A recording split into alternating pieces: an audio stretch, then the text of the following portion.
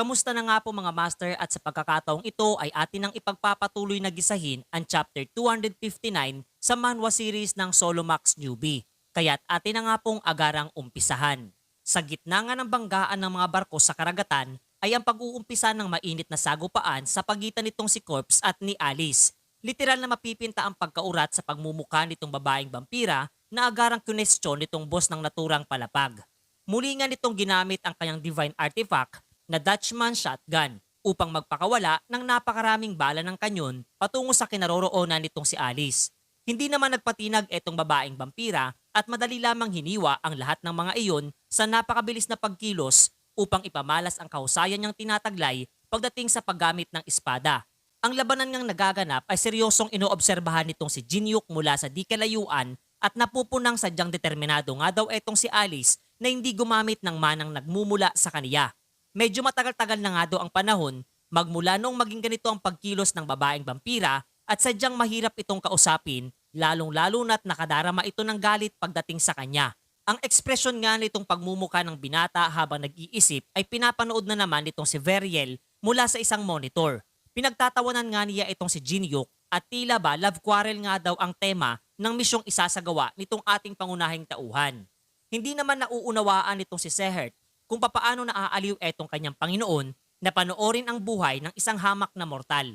Tinugon naman nito ang kanyang butler na napakahabang panahon na ang kanyang ginugugol pagdating sa paghahanap ng magbibigay sa kanya ng aliw at kasiyahan na kaniya nga daw natagpuan sa katauhan nitong manlalarong si Kang Jinyuk. Naaaliw nga daw siyang panoorin etong ugnayan sa pagitan nitong binata at ng babaeng vampira na tila ba nag-uudyok sa kanya upang maniwalang magagawang lagpasan ng mga ito ang anumang hadlang sa kanilang daraanan hanggang sa napabangon at napangiti nga etong Demon King habang sinasambit na mukhang may panibagong sorpresa at hindi inaasahang senaryo ang kahaharapin nitong grupo ni na Jinyuk. Makikita nga nating tinutumbok sa kasalukuyan ng isa pang dihamak na mas malaking barko ang sinasakyan nitong apat na ikinabiglang mapagtanto nitong ating pangunahing tauhan. Agad nga din niyang napuna kung sino ang nakasakay doon na walang iba kundi sina ni Rasha na tumatayong guildmaster ng Gandara Guild na siyang dati niyang nakalaban sa nakaraan. Mas minabuti nga nitong ating pangunahing tauhan na atasan na lamang etong kanyang tatlong kasamahan na kumilos na at tahakin ang kinaroroonan nitong si Alice sapagkat wala nga daw dapat ikabahala ang mga ito. Kaya't gamit ang skin ni Lee Taemin na Machine King ay magkakasama silang umalis at iniwan ang binata ng mag-isa sa nasabing barko. Do'y bumaba na nga rin etong si Nirasha kasakasama ang dalawa niyang bataan na pasimpleng natanong nitong ating pangunahing tauhan kung ano ang nais nitong isagawa sa ngayon matapos na iligtas niya ang nasabing guildmaster mula sa kamay ng corrupted na saintess sa nakaraan. At batay nga raw sa kanyang ipinapakita ay mukhang ninanais ng naturang babae na paslangin siya sa pagkakataong ito. Kinwestiyon naman nito si Nirasha ang pahayag nitong binata na iniligtas niya siya sa nakaraan habang muling inaalala ang kanyang dating buhay at titulong pinanghahawakan.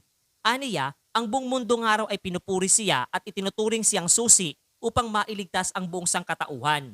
Lubha nga raw napakasarap na madama ang pagsambang ginagawa para sa kanya ng lahat, subalit matapos na mailigtas siya nitong si Jinyuk ay doon na niya natutunan kung gaano kapait ang isang pagkatalo at hindi na niya magawang makita ang kanyang sarili kung papaano magwawagi. Kasabay ng galit nitong paglalahad na hanggat nabubuhay etong binata ay hindi niya magagawang makuha ang titulong Goddess of Victory. Pasimpleng ginamit naman itong ating pangunahing tauhan ang kanyang skill na Eye of Gluttony upang malaman ang kondisyong kinalalagyan, upang malaman ang kondisyong kinakailangan upang makopya ang isa sa mga skill nitong tinataglay. Habang kapwa sila sambit para dito sa nasabing guildmaster na lubha itong makasarili. Inatasan naman itong si Nirasha etong sina Aaron at Chandra na atakihin etong si Jinyuk. Subalit nag-aalangan nga ang mga itong sumunod at ayaw gawin ang bagay na iyon na mas lalo lamang ikinagalit nitong babae na masilayan at kapwa na kwestiyon ang kanilang katapatan para sa kanya. Nauunawaan naman itong binata kung bakit ayaw kumilos ng mga ito sapagkat malamang ay alam nga nilang wala silang anumang tsansa na manalo laban sa kanya. Kung kaya't kinakailangan na nga rin daw niyang kumilos upang pigilan itong babae bago pa man ito magsagawa ng hindi magandang senaryo. Binuksan nga niya ang takip ng isang barel na talagang ikinabigla nitong sina Chandra dahil nasa loob nito etong kambal na psychopath S-rank player na nagmula pa sa Europa.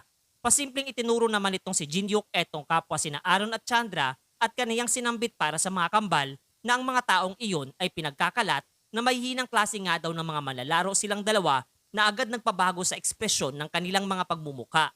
Ang mga ito na nga ang unang kumilos at tinangad na labanan etong dalawang miyembro ng Gandara Guild upang nila ay malaman kung sino sa kanila ang mahina.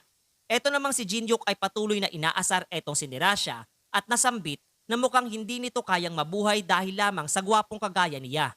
Inactivate naman nito ang skill na Spiral Chakram at kapwa naganda na rin upang labanan etong binata sa isang duelo. Samantalang patuloy lamang ang sagupang nagaganap sa pagitan nitong sina Captain Corps at Alice habang walang humpay etong kapitan sa pagbabaril na madali lamang naiiwasan nitong babaeng vampira. Subalit dahil nga sa epekto nitong divine artifact na ginagamit ng pirata ay matagumpay itong nakapagbigay ng pinsala sa hitang bahagi nitong si Alice na talagang labis niyang ininda. Tuwang-tuwa nga etong si Corpse habang pinagmamasdang nahihirapan ang kanyang katunggali at pinuri ang napakabilis na regeneration ability nitong tinataglay upang pagalingin ang pinsalang kanyang natamo. Dagdag pa nga nitong pirata na isa nga daw halimaw na nagbabalat tao etong kanyang kinakalaban at na-question pa nga etong babaeng vampira sapagkat tanging espada lamang ang ginagamit nito kontra sa kanyang mga pag-atake at mas mainam na ipamalas na nitong Reyna ng Gabi ang kanyang tunay na kapangyarihang tinataglay. Maging eto ngang si Wuliang ay napupuna ang aksyong isinasagawa nitong babaeng vampira at kaniyang naalala ang naging pagsasanay nito sa paggamit ng espada mula sa tulong at gabay nitong Sword Saint na si Chun Yusong. Masayang-masaya nga ito dahil madali lamang natutunan nitong si Alice ang paggamit ng espada at kasabay na nakabuo ng kanyang masasabing sariling estilo sa napakaigsing panahon. Nagpasalamat nga ito sa dakilang stalker ng ating pangunahing tauhan dahil muli siyang nagkaroon ng panibagong kaparaanan upang kanyang maprotektahan etong kanyang kontraktor. Kahit nga etong si Wuliang ay hindi maiwasang humanga sa kausayang ipinamalas nitong si Alice at para nga sa kanya hanggat hindi nagbabago ang pagtingin nito sa kanyang bossing ay sisiguraduhin niyang poprotektahan din niya etong babaeng vampira sa abot ng kaniyang makakaya. Sa ibang dako naman ay nagsimula ng umatake etong si Nirasha laban kay Jinyuk na madali lamang naiiwasan ang mga pinapakawalan nitong pag-atake at binigyang diin na dapat nga raw bayaran nitong guildmaster ang nasirang parte ng barkong kanyang ginagamit. Galit na galit naman etong babae at malakas na isinisigaw na seryosohin nga daw nitong binata ang kanilang duelo at huwag siyang mamaliitin. Dahil nga sa mapanghamong pahayag na iyon ay binigyan nitong si Jinyuk ng isang sapak sa sikmura etong galit na si Nirasha na labis nitong ininda. Paliwanag nga nitong ating pangunahing tauhan na sana nga raw ay sapat na iyon upang mabaon sa kokote nitong babae na wala siyang anumang tsansang manalo laban sa kaniya lalo na't di hamak na mas malakas na siya sa ngayon kumpara noong huling beses silang naglaban. Dagdag pa nga niya na hindi na isang tuta ng divine being etong si Nirasha kaya't bakit pa ito ganoon mag-isip. Gayun din, hindi nga raw ba siya nakadarama ng awa o simpatya para sa dalawa niyang tapat na alalay na patuloy na sinusubukang protektahan siya sa kabila ng lahat ng mga nangyayari. Ang payag nga niyang iyon ay sinang-ayunan din nitong si Nirasha na patuloy aniyang nananatili sa kaniyang tabi kahit na iniwan siya ng lahat. Subalit ang kanilang katapatan ay hindi nga daw sasapat upang manumbalik ang nasira niyang imahe at itinuring pa ngang mga walang silbing basura ang mga ito, katulad ng mga nang-iwan sa kanya kasabay ng pagbibigay diin na tanging siya lamang ang makagagawang iligtas ang kanyang sarili habang hawak-hawak ang bagay na ipinagkaloob sa kanya nitong si Aloti. Agad naman itong nakilala ng ating pangunahing tauhan habang tuluyan na ngang inactivate nitong si Nirasha ang divine relic na Vimanas Fragment na nagagawang magkaloob ng kapangyarihang nagmumula sa isang divine being mula sa mas mataas na palapag, kapalit ng pagsasakripisyo ng kaniyang sariling buhay.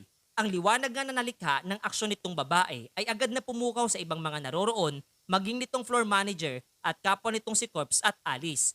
At dahil nga rin sa pangyayaring iyon, ay muli na namang lumitaw ang isang panibagong nilalang na tinatawag na Rakshasha's Avatar na isang divine being mula sa mas mataas na palapag ng Tore mga master.